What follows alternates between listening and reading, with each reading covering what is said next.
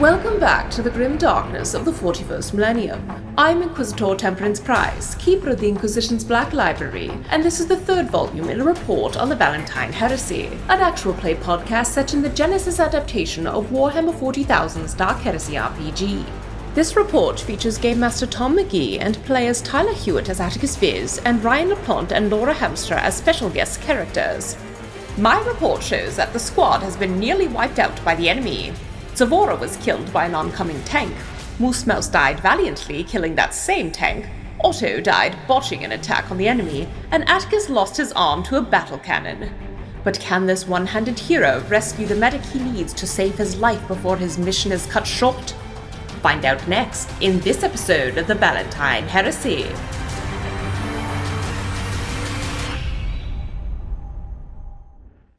From the personal log of Father Marcellus.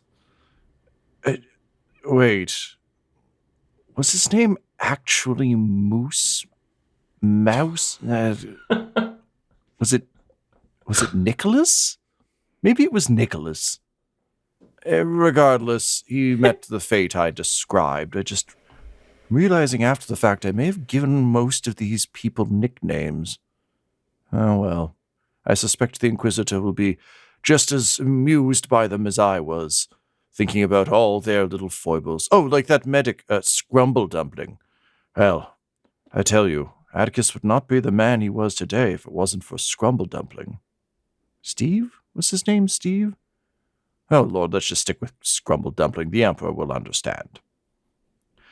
Atticus, you are barely awake and alive, having had your arm blown off during a disastrous raid on Acton 4. We are, of course, living through the storied tale of how you got your metallic groove back, as told by Father Marcellus in a report to Valentyne.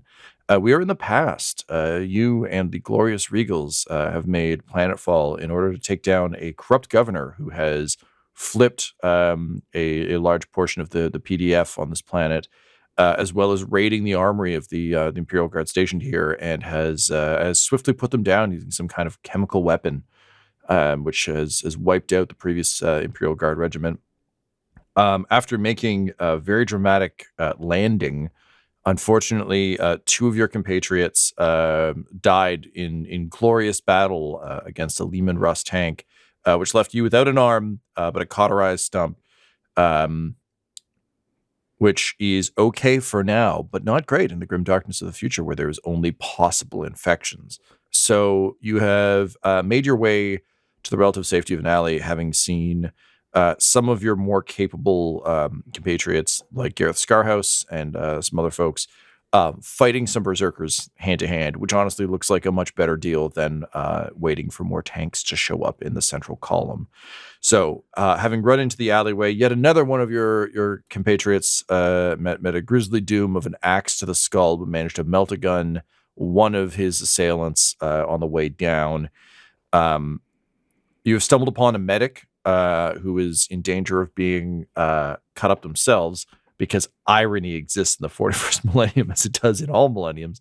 And in attempting to step in and save him, you are now facing down against one of these berserkers, sword in hand, in offhand, and clinging to consciousness.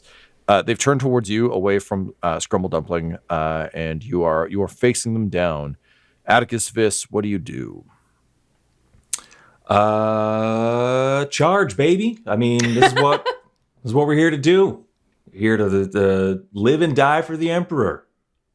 Underline die. Yeah, I feel like we're here to live and die for the Emperor is almost like, like a McDonald's slogan that's just on every bag. Like, it doesn't matter where you are. Like, you're picking up a dry cleaning, here to live and die for the Emperor. Yeah. Rounding up psychers, live and die for the Emperor. In your case, Atticus. Charging a rebel in a dark alley, live and or die for the Emperor. So this is going to be obviously a melee attack. So we're going with the standard 2 purple. Mm-hmm.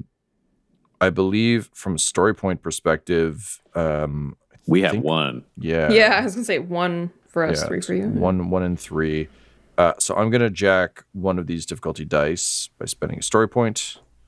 Sweet. Bringing us to 2 and 2. You have one available this round. I've been making notes of our story point system, and like I just keep using increasingly unhinged ways of trying to convey to myself the information. So every time we start the session, I'm just like, wow, there are a lot of percentiles here. One of them must be correct. Okay, so you've just had your arm blown off. You are kind of in shock and kind of running on adrenaline, but you're also Atticus fucking this. So this tracks. I'm going to give you a setback just for the general state of you. Yep, sounds right. However, I am also going to give you a boost because I think recognizing medical attention under threat probably encourages some extra heroism from you. You know, like this saving this man's life will really. He could save other lives. Save other lives, and also you've got shit to do. You've got a lot of shit to prove, and if you're dead, you can't do that. So you need this man alive. Otherwise, I was going to say, could Scrumble Dumpling help? Because I feel like laying on the ground, he'd definitely try to kick this traitorous son of a bitch in the knee. You know, just hit him in the side of the knee on the way to distract him. Yeah, sure. Okay, I like that. So let's say an additional boost from Scrumble Dumpling and Ryan. The cost of that will be if something goes wrong, it might also affect you. Yeah, that's perfect. Done. Cool. Great. Otherwise, I don't think I've got much. Tyler, are you ready to roll, or is there anything you want to make an argument for? I'm gonna use a story point as well, just because Atticus is the main character. yeah, but like what he's thinking right now. Yeah, because I can't die. Because no, but he's basically alone in an alley with these guys, and so I think there is a little bit of that kind of cornered animal ferocity in him right now, kind of thing. Like he is outnumbered, and he's not about to let that scare him off. Cool, love that. All right. Let's roll some bones. Rolling. 2 advantages, 1 failure. Huh. Interesting. Okay. Yeah. Okay. So this you go in to take a swing, but you're carrying a sword in your offhand. You're lopsided. This isn't like you learning to ride a bike where you're able to really use your giant metal arm to offset things. So you're not in fighting form. So this is one of those real like dramatic, usually like, end of act 2, we need to up the stakes a bit. So there's that one swordy character who's sort of a secondary character who's been hit a bunch and kind of like is still up and goes in for the one heroic swing before being fully taken down. You're kind of it's a lurch and swing at best. The blade kind of screeches off the slick walls around you. And the rebel, who is still very fresh, having not had their arm blown off by a tank today, just kind of knocks it aside with their axe, and they're going to take a step forward. So they're going to get you're opening yourself up to attack with this failure. That said, with your 2 advantage, I'm going to convert that into 1 setback on the axeman's roll. In terms of your failure, Scrumble Dumpling, I'm going to say take 2 points of damage, and he steps on your best surgerying hand. There's a crunch as this boot hits you, and it's not that your hand is shattered, but it is. You've been Doctor Stranged. Your ability to perform medicine is somewhat compromised. Alrighty, so I'm imagining this bypasses soak. I'm just taking these hits. Yeah. I'm Love less it. concerned about soak for the squishy Imperial Guards units. How dare you? Yeah. Well, Oh no! Or actually, what I'd be like? there it is. Oh nuts! Jesus. Oh, right. That's how he talks. I forgot. Yeah, he hadn't talked yet, but it's all screaming translated by a vox coder afterwards. Incredible. So let's roll the attack against you as these things happen, theoretically almost in unison. We're getting a setback from the advantages. I think that's probably it. So we're sitting at 1 and 3 in my favor. I'm going to spend a story point because why not? Yay! Woo! So you have 1 you can spend. As of next turn, you'll have 2. Would anyone like to spend 1? I'm just like pulped flesh at this point, right? I think Scrumble Or am or I the the player medic? can spend a story point. Scrumble Dumpling will spend it because he's fucking pissed about fucking up his good hand. So he's just going to pull a scalpel out of his med kit with his other hand and just jam it into the guy's leg. All right, love it. Same foot. He's getting his vengeance on that foot that fucked with his hand. This is limb-on-limb violence. Yeah, I mean, really, just any old foot would not suit this at all. That's terrible foot vengeance. All right, rolling. Poetic justice. As I said, irony exists. Oh, man. This morning. All right, 2 successes, 3 advantages. So that's not ideal. I've got melee defense 2. Oh shit. Okay. Does that affect your roll, or is that after the fact? I can't. It would affect the roll. Oh, let's ignore it this time. That's okay. No. I will use that to counter the. Or I was gonna say you could just roll 2 setbacks separately and factor them into your total. That would do it totally legitimately because they just add or subtract. There's a right? man with an idea. Let's do that. Let's do that with my definitely physical dice. What's funny is I do actually have a ton of physical Genesis dice. Yeah. But God, this it is takes so long. It does the math for you. interesting. Okay, so that's going to add 1 threat, which would remove 1 advantage. So that's fine. So we end up with 2 success, 2 advantage. And Tyler, what is your soak value, sir? 4. 4. Okay. You get soak because of your plot armor. Oh, They do that's not. what that is. Yeah. Oh, Like where- how do I reinforced get arms. that? Honestly, based on all the characters you've played across our show, I don't fucking know. Piper, maybe? Just be Piper. Tyler, that is going to be 5 points of damage. Okay. Minus whatever your soak value is. You just told me, but I kind of ignored because I was looking things up. So the axe comes down. As I described previously, these are very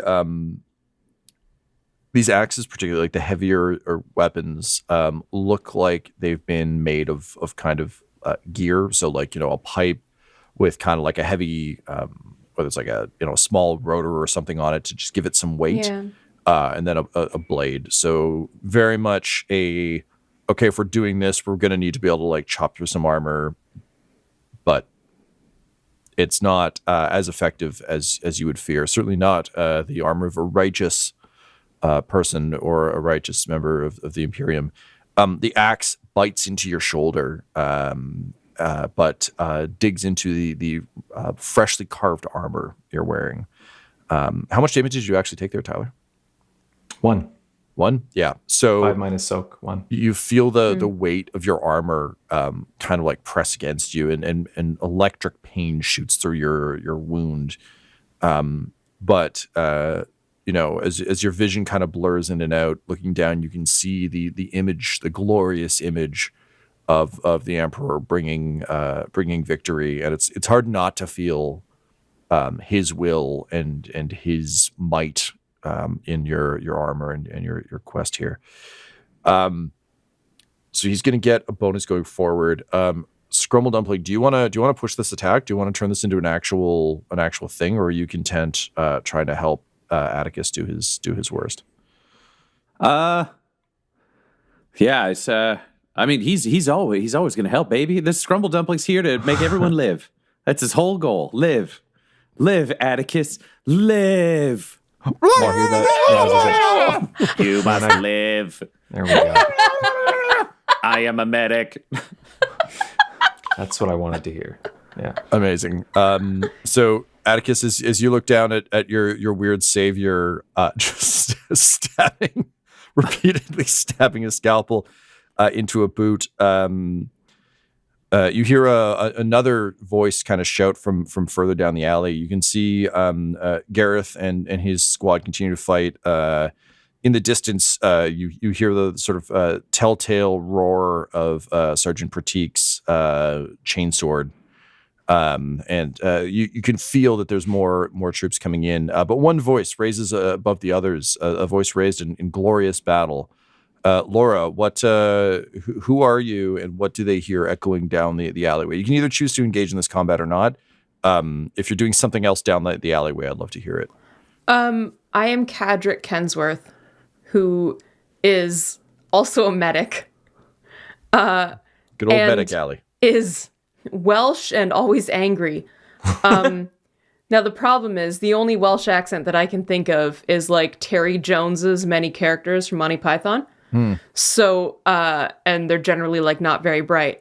So it's just me being like, it's just, oh good God. Let's hear it. Oh yeah.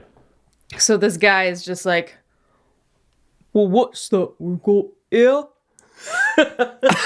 I'm very angry about it. And he's got a las gun, right? Yeah. Everyone's got las guns, right? Yeah. So they hand them out by the fistful in the guard. He's just like doing what looks like a jaunty light jog. Just know that he's very angry on the inside. He's like, I'm gonna shoot you if you don't get off him. Amazing.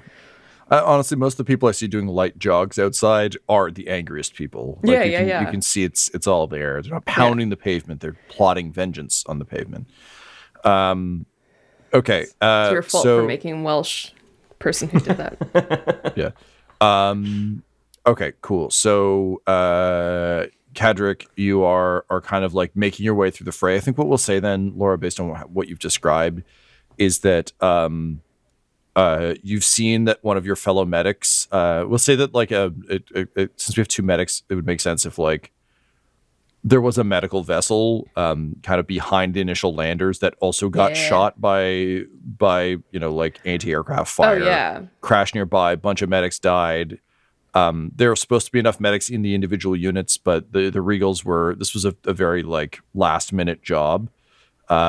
So yeah, you're on foot, and when you see Scrumble Dumpling and this mysterious one-armed stranger locked in battle, that really pisses you off. Oh yeah, inside. Not my friend Scrumble Dumpling. So Cadric, given that you're running from the opposite end of the alley, from kind of the larger group where Pratik is kind of doing battle. Would you try and take one of those long shots? Like, if cinematically we're kind of looking down this alley, there's a swirl of combat. You can see this in the distance, or are you going to light run until you're close enough to take a more confident shot? I'm going to wait until I'm confident because we can't lose any more medics, and I definitely don't want to be the cause of it. I think I'm more likely to hit them at this range. Yeah, that's right. Okay, so just just basically trying to would be trying to distract the person, whoever's attacking them, and being like, I'm coming for you, Scrumble Dumpling. I'm coming for you. You, I'm going to kill you. Like there's like so much violence happening. It's so loud. There's just this one quiet, determined run. I don't know how to do the voice loud. No, I like it. No, I like it. It actually tells me everything I need to know about that character. Just the Mike Ehrmantraut of Imperial Guard. It's just quiet talking, but scary. Okay, great. So Laura, then you'll show up next round if there is a next round. Sweet.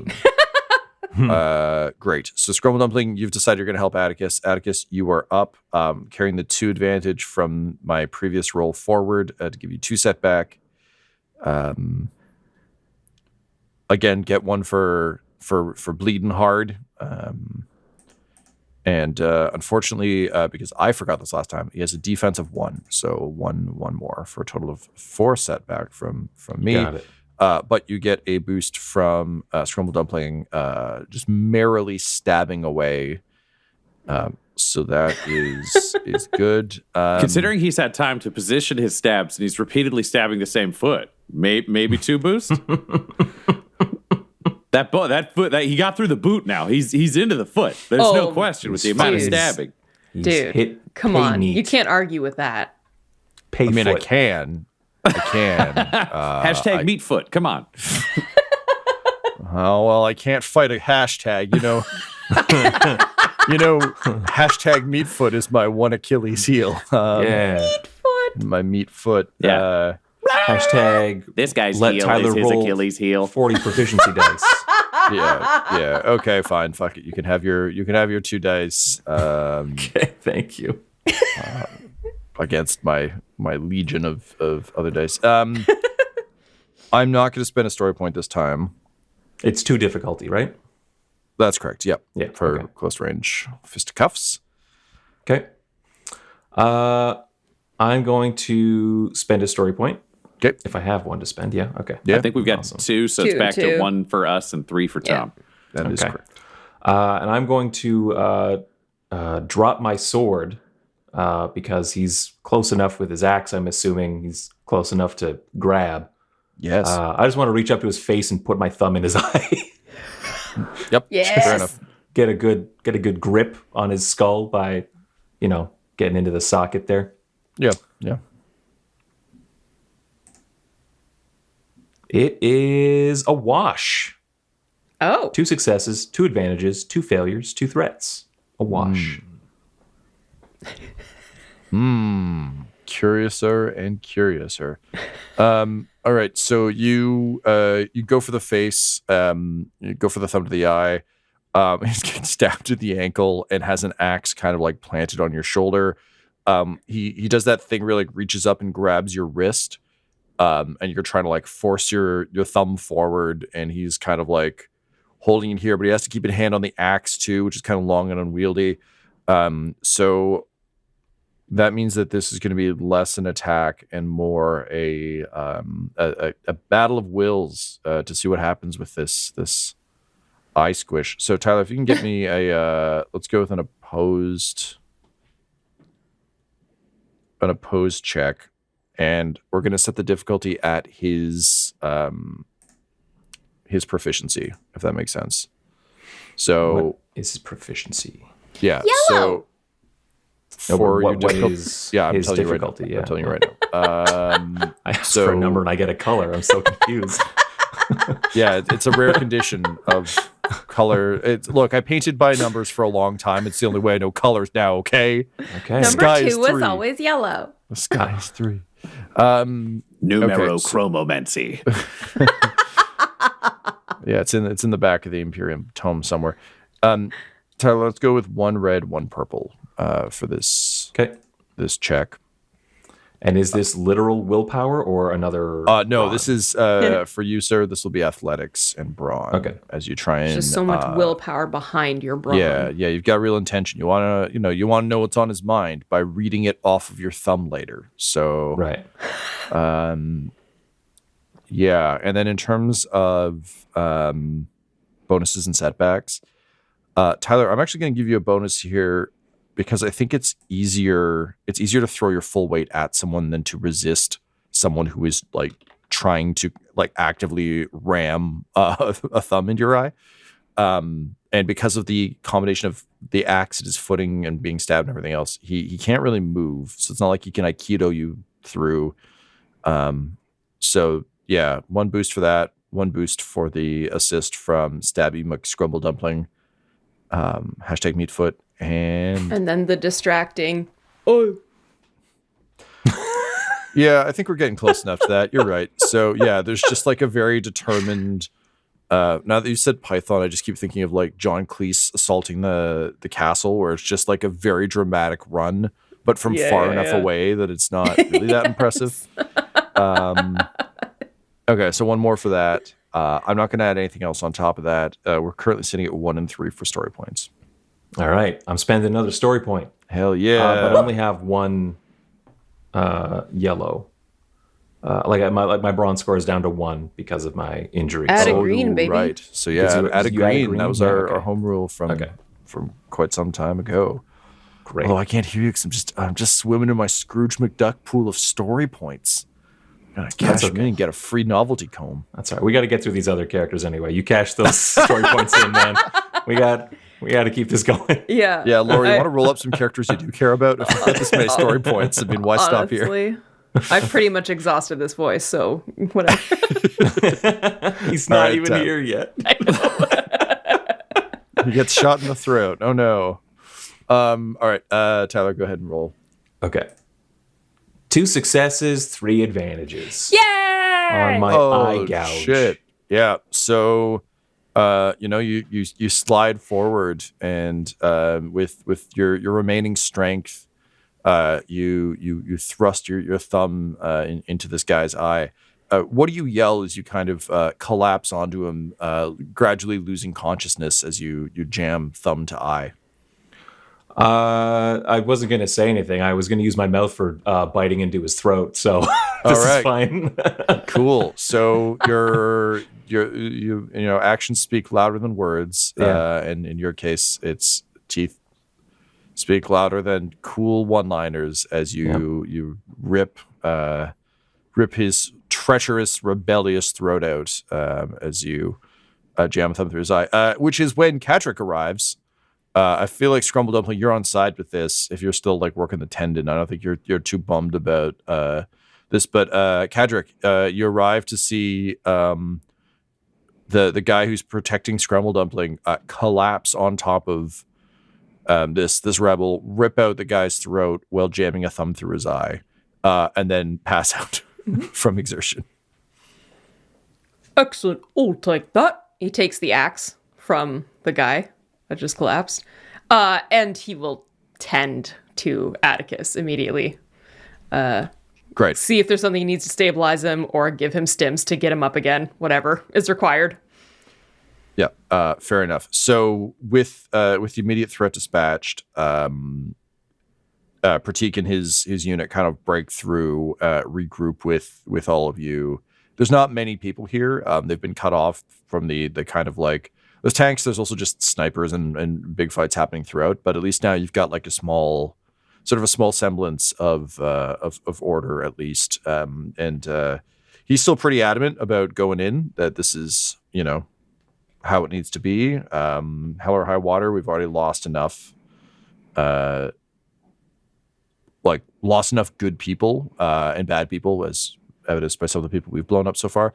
That this needs to go down. That said, Atticus is in rough shape, and as Pratik kind of presses on to kind of try and lift morale and turn the tides elsewhere, he just kind of looks to the two of you and says, "Hey, look, I know battlefield medicine isn't exactly easy, but this guy, with his seemingly dying breath, just ripped out someone's throat and jammed a thumb through an eye. I've got a feeling if you can get him properly kitted out, he'll be the wrecking ball we need to get the fuck through that front door. So do whatever you have to do. You have full authority." He revs his 2 chainswords and he's like, "Good luck. May the Emperor's hand guide you. Hope the Emperor knows weird field medicine." Kadric is just pissed off because he's like already tending to the guy, and it's just like, great, the guy gave a speech because now he feels like he's the one who's helping. Oh yeah, 100%. This is going in his report as like great leadership. I give myself exceeds expectations. He clanks the back. And Kadric is just like, fuck off, you punts. And he just like looks at you and he's like,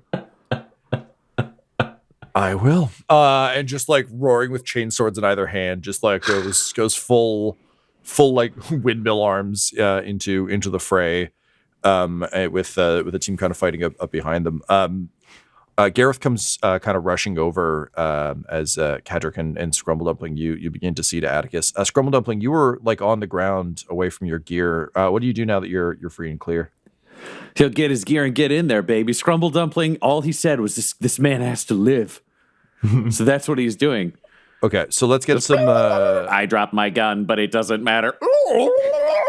I will save you. Hey, buddy. Because he looks like Pauly Shore. And then he's going to start helping. I love that you somehow combined Dr. Zoidberg and Pauly Shore into like a one to a unified being as was always intended. You know, the prophecy is complete. All the the planets aligned. Yeah, it's written in the Great Pyramid.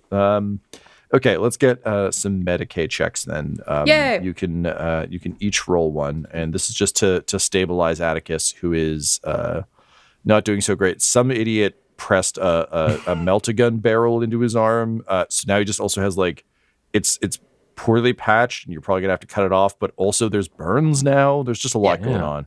So what's our difficulty, nice Tom? Yeah. Necrosis of the flesh there. Yeah, let's go difficulty 3.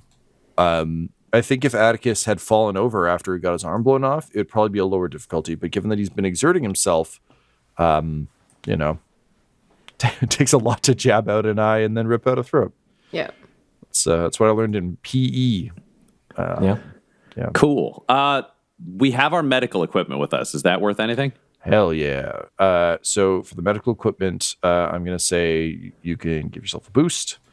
There's also 2 of you. I'm going to let you cross boost each other. Cool. So because both of you are field dressing the various burns and other things, the arm itself is too big a problem for you to deal with immediately, but you could at least try and stabilize them. So cross boost for that.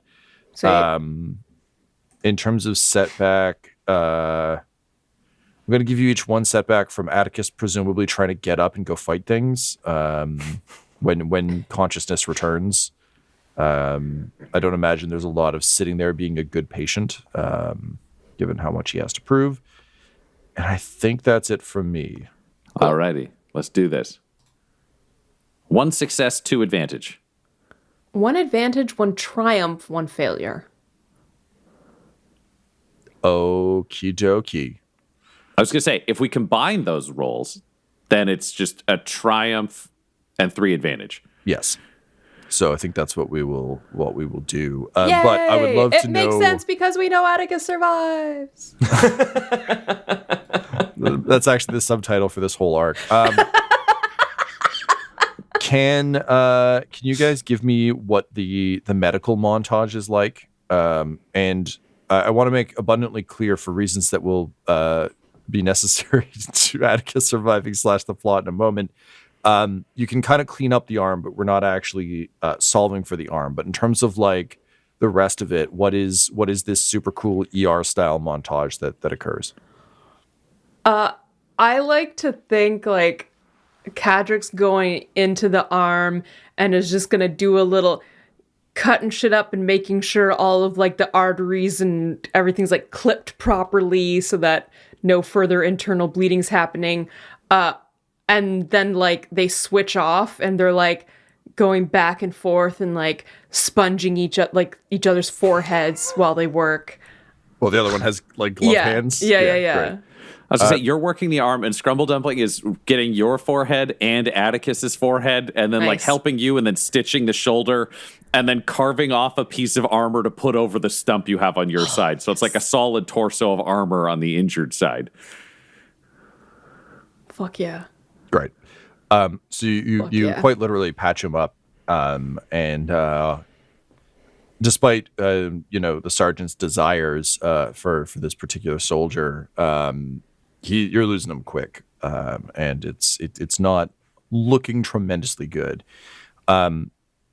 But in dark times, if one truly listens to the sort of the voice of the galaxy, the voice of the wind, you can hear the Emperor's desires, the Emperor's will on the wind itself, and in this case, picked up by several chanting voices, as a shotgun blast rips a rebel apart, and a figure out of legend sort of like walks past the alleyway. You see Father Marcellus, the famous kind of bard is absolutely the wrong term, but like space bard. Just chanting sort of like his one of his many hymns to the Emperor. And of course his hymns are soaked in blood. And in the they kind of almost have a drumbeat quality, the rhythmic quality to them that makes kind of marching forward all that much more easy to fall into. Just it's easy to get swept up in these war hymns. Oh, that's cool. Scrumble Dumpling is going to stop and listen so he can really pick out the melody. So he's just going to listen because he's excited to hear some of it. Great. Yeah. So in listening hard, you just hear him singing like, "Slayed a heretic on Monday, soon I'll slay another. Think you're really righteous, think you're pure at heart. Well, I know one emperor who's 1,000,000 times as pious as thou art." And he blows a guy's head off and locks a couple shells in. And as these are pretty good. as he hears that, he kind of twitches and looks down the alley, and he can see you both working. And he stops his sing of Emperor's Paradise for a moment, and just kind of looking like he kind of squints, and you can see him sort of see you guys like trying to like affix armor plating over this stump, and he just yells, "Friend Medicae, if you're looking for a spare arm," and he just gestures over his shoulder, and then locks his shell in and just like strides forward, singing. So you don't really know what he means, but the fact is that without something to patch this up in a pretty serious way, you're likely going to lose this guy. Also, he won't be of much use to you if you just patch him up. So Cadric and Scrumble Dumpling, you have to leave your patient, or you can drag him forward with you, but you need to investigate what Father Marcellus was pointing at. Do you go together? Do you just send one of you? What's your plan? I think Cadric being fresher than the others, the other, just says, "Oh, I've got this," and takes off at his like light jog. Okay. I mean, it's like a fast jog, but it looks like effortless. Yeah. Yeah, Scrumble Dumpling is staying with the patient, but he just takes out a low stick and just lights it, and he's just smoking it. He's like, "This is a fucked up day." Like a building collapses in the distance. Overhead, like more drop ships are like coming in. Like, yeah, it's madness. All right, so Cadric, you rush around the corner.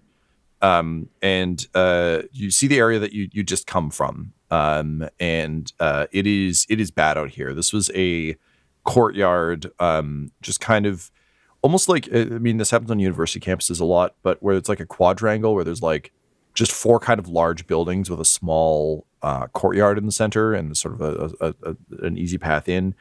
And it's clear that there were. This was definitely sort of set up as like a forward operating base of some sort, largely because there is a large open, sort of open garaged machine shop that clearly the Imperial Guard Regiment was using to resupply themselves, given that they were cut off from a lot of their armor, as well as just kind of like a couple of there's like a court building and sort of another couple large, fairly busted up buildings of note. Unfortunately, it would seem that this may have been ground zero for the biological attack. You noticed this immediately as you kind of crawled from the wreckage, but clearly like an airborne contagion. You can see it very clearly poisoned the blood. So a lot of these corpses with black veins and kind of like pained expressions. But as the governor would know, and as you now observe, you would too, if you're planning on staging a coup and seizing a planet and you need a whole bunch of gear, a very easy way to get that is to make sure that the people are dead, but their stuff isn't ruined. So it would seem the governor has implemented this in order to be able to reap a grim harvest from the bodies of the loyal guardsmen afterwards. That does, however, mean you do kind of have a pick of gear, which is somewhat rare in the rank and file of the Imperium, and also in your experience. Because, Kadric, what's been your experience of doing medicine in the grim darkness of the 41st millennium? Have you had like a surgery ever, or is it just all field medicine all the time? No, definitely like in training. His first day of learning medicine was not in the field, so definitely all learned with all of the tools and the proper way to do things in a controlled environment, for sure. Gotcha. This is a common frustration amongst theater graduates, which is that you go to a university that has a bunch of money for lights and costumes and sets, and you get to like perform in like big shows where you have dressers and everything else, and you hit the real theater world. It's like, oh no, you're the director. Congratulations, you get to clean the shitter today. And so I feel like, Kadric, for you, it's been a lot of like you were shown all of the tools and all of the toys, and then they've not given any of them to you since then, which is damn frustrating. But that's when your eyes light upon a glinting little slice of that practicum that you miss. So. Amidst the dead, near a tattered banner, kind of blowing in the wind and smoke, you can see the body of the Lord Commissar of the forces that went down. With one hand, he has torn part of his lip, and kind of died holding it. But in a last desperate attempt to get the poison out, has kind of like grabbed at his bottom lip and torn. His eyes are rolled back into his head. His hat is, has fallen to the wayside. But he was nothing if not a spiteful man. And when the Valentyne, of course, is a very positive force in the grim darkness, but for a lot of folks, there's no light. There's no light at the end of the tunnel. It's the lights for the Emperor, not for you. And so this commissar died the way he lived, with one final act of rebellion against the forces of chaos and disorder, raising his mighty power fist and a singular middle finger as a beacon of defiance against the governor's mansion. But you don't care about sentiment. You care about the fact that if you can rip this off of this corpse, you can probably install it on that other guy, save his life, and honestly, get to play with tools you haven't gotten to play with in a long time. The catch is, it is still very much attached to a very dead body.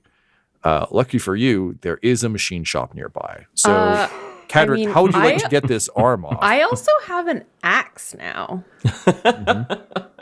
You do. What do you do with it? I said, all right, you posh bastard with your funny hat. I'll take that. And he's gonna just with his axe into the flesh just above the arm.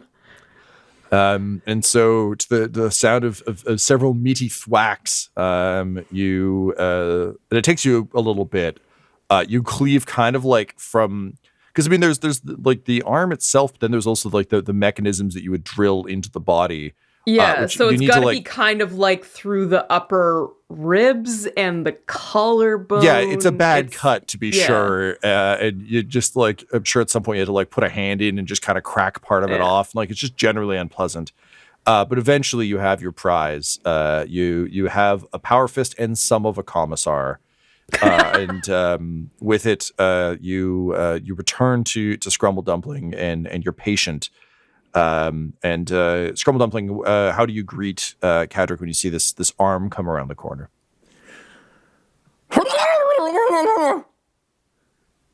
Okay, what's next? Normally I'd take this for myself and remove my own arm and give it to myself for some enhancement. But, you know what? This one did a pretty good job back there. I think it's his now. Let's do this.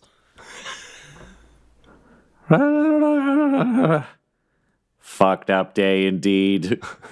And with that, the two of you, still awkwardly carrying a giant metal arm, grab the semi-conscious Atticus Vis and drag him over the corpses of your own troops of dead guard who came before you, and over the corpses of some rebels that have been felled, towards the machine shop. as you hear massive explosions in the distance, and slowly but surely, the sound of las guns falling silent. It would seem the Glorious Regals are in quite a spot. The rebel forces are pushing back and pushing hard. It seems now the only path forward to victory would be to take the head off the serpent itself, to find some way of breaking into the governor's mansion and ending the man responsible for all of this. If only you had someone who knocked. This episode of the Valentyne Heresy features Ryan LaPlante at the Ryan LaPlante on Twitter as Inquisitor Lucius Valentyne, Tyler Hewitt at Tyler_Hewitt on Twitter as Atticus Viz, Laura Hamstra at EL Hamstring on Twitter as Eli Sharp, Del Borovic at Deltastic on Twitter as Morgan Rawls, and our Game Master Tom McGee at McGeeTD on Twitter. This episode was edited and mixed by Laura Hamstra, and the Valentyne Heresy's artwork was created by Del Borovic at delborovic.com, DELBOROVIC. Our theme song is The Hordes by Megan McDuffie, and our ads use the tracks No Control and Chiefs by Jazzar, JAHZZAR, available at freemusicarchive.org. When it comes to Dum-Dums and Dice, you can visit our website at dumdumdice.com. Our Twitter and Instagram are at dumdumdice, and on Facebook at facebook.com/dumdumdice. We have merchandise available at redbubble.com/people/dumdumdice, and most importantly, you can join our Patreon at patreon.com/dumdumdice. That's DUMBDICE. Ave Imperator, and death to all the heretics. Dum-Dums and Dice has to give a special thank you to the supreme beings of our Patreon at this time. The Half-Blind Prophet, Christopher Little, Sue One, George Dolby, Richard Cranium, Gavin and Abby McDonald, Logan, Fire Unfriendly, Grandma Likes D&D, Alan, Stabby Stranger, Glitch Trick, Roman Brown, Spot Allen, Flynn1138, Alarain Okapi, OMG, it's Big Nick, D&D and Things, Norma Byers, Schrodinger's Pepper, Guy Edwards, Flea Unit, and Jill and Noel LaPlante. If you want your name to be added to this list, you can join our Patreon too at patreon.com/dumdumdice. Thanks to them, and a little bit of thanks to you.